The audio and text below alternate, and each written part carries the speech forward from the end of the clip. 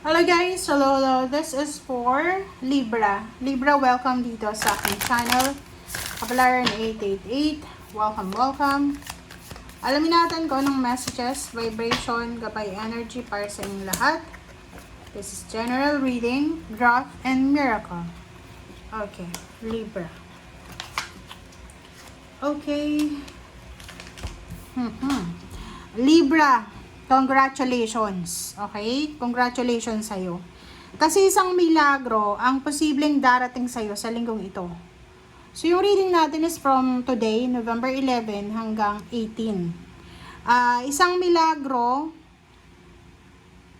there's a miracle coming para sa'yo.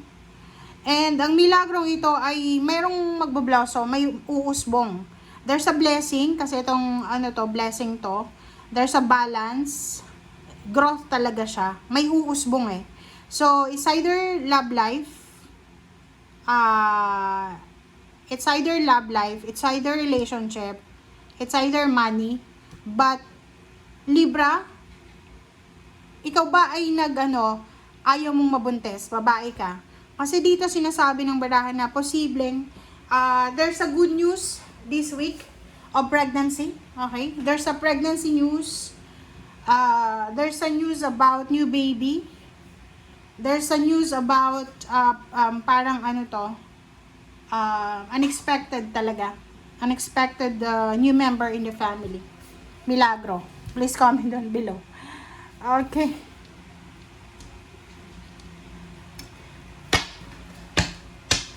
Milagro siya. Ano ba yung pwedeng magmilagro sa'yo?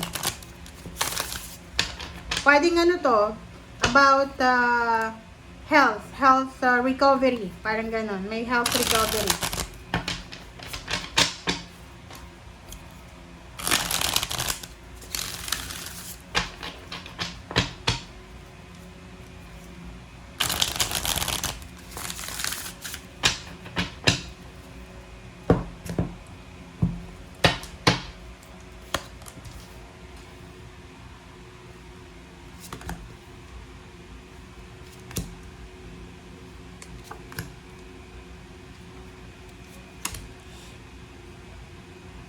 Okay. The Moon, 5 of Cups, Wheel of Fortune, 8 of Pentacles, and 8 of Cups. Okay. Doon sa mga Libra na you are financially and emotionally battered, suffering, like parang namumroblema ka sa finances mo, namumroblema ka pa sa relationship mo, sa pamilya mo. Sinasabi ng barahan na posibleng makaramdam ka ng takot sa linggong ito. Kasi pwedeng tungkol siya sa health eh. Pwedeng meron ditong Libra na natatakot siya. Ang Librang ito ay natatakot ang Libra na yan about sa kanyang health, about sa kanyang physical body, sa kanyang financial source, and meron kang panghihinayang eh. There's a regrets. Parang nanghihinayang ka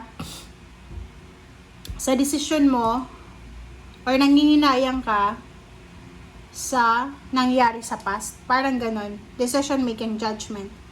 But the Wheel of Fortune is here. Sinasabi ng barahan na yun na nga, yung Wheel of Fortune is miracle siya. May milagro.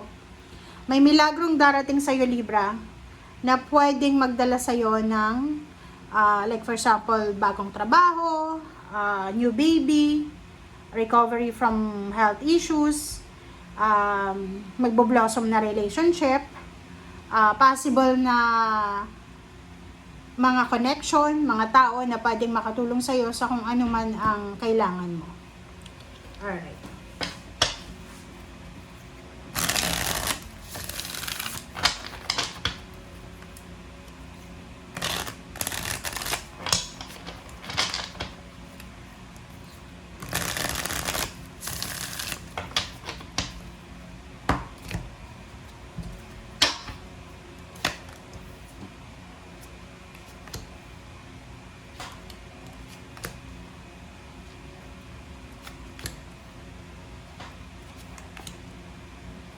Alright. 3 of Wands.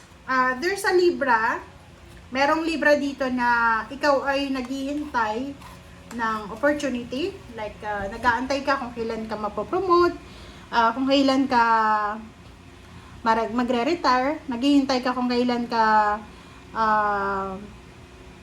makaka-receive ng bonus, or pwedeng naghihintay ka kung kailan darating yung kung ano man ang hinihintay mo. Sinasabi ng bara sa atin na mixed emotion ang possible na mararamdaman mo sa linggong ito. Pwedeng nag-aantay ka, you're expecting positive eh. Like, halimbawa, iniisip mo na yung December mo, yung parang Christmas mo ay sobrang magiging maganda, celebratory, parang ganon. But, sa linggong ito, parang makakaramdam ka ng takot, makakaramdam ka ng kung ano pa man na kalungkutan dito. Tingnan mo siya. You're crying. You're worried, natatakot, umiiyak, because of the family. Parang ganon. Naghihintay ka eh. You're waiting for something para sa pamilya mo. And yung Knight of Pentacles, pera siya. Pwedeng nag-aantay ka ng harvest season, nag-aantay ka ng financial support, nag-aantay ka ng pera ba yan? Please comment down below eh. Kasi ang kinakatakutan mo dito, baka hindi dumating yung pera. Natatakot ka, or nangihinayang ka, kasi pwedeng marami kang sinayang na pera sa past.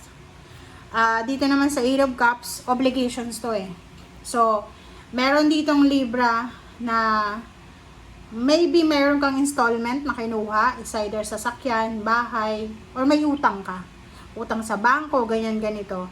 Kaya ka heartbroken kasi posibleng makatanggap ka ng letter or makatanggap ka ng balita na kailangan mo nang magbayad as soon as possible. Yung plano mo na selebrasyon para sa pamilya, yung plano mo na selebrasyon para sa Pasko, ay posibleng hindi siya matuloy eh. Kasi, hindi sigurado eh. Uncertainty siya. Parang ganon. Yung Four of Wands dito, this is about your plan, about your home life, diba? Nakafocus ka kasi sa home life mo eh.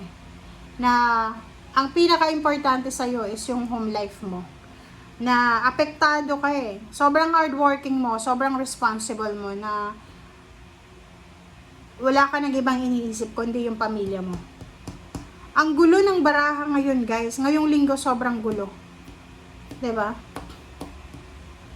But the Wheel of Fortune is here. Sinasabi ng Wheel of Fortune na mayroong magbabago Libra. Kung ano man ang, financial problem yung problema mo ngayon, or emotion, or health issues, huwag kang masyadong magpanic kasi merong magbabago.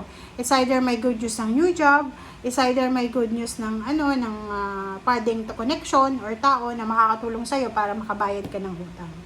Okay? Thank you guys. Bye!